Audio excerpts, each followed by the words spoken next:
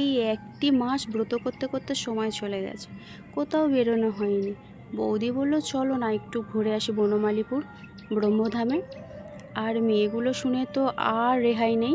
ওরা বলল যেহেতু পরীক্ষা হয়ে গেছে একটু ফাঁকা আছি, চলো না, আবার তারপরে তো আর কোথাও বেরোতে পারবো না, চলো।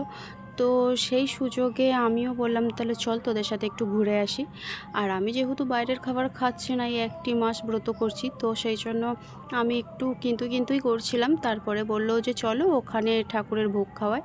তো ওখানে খুবই ভালো লাগলো আমার। আর তোমরাও যদি আসতে চাও ইউটিউবে সার্চ করতে পারো, যারা কখনো দেখোনি বা যাওনি। যারা জানো তো তাদের কোনো কথাই নয়। তোমরা ইউটিউবে সার্চ করবে হুগলি বনমালীপুর ব্রহ্মধাম, তো তোমরা সবাই চলে আসতে পারো। খুব আনন্দ লাগবে জানো তো। এখানে বৃহস্পতিবারে ভাত মানে প্রসাদ পাওয়া যায়। তো ভাত আর হচ্ছে ভেজ ডাল আর বোঁদে। তোমাদের খুব ভালো লাগবে, তোমরা এসে দেখতে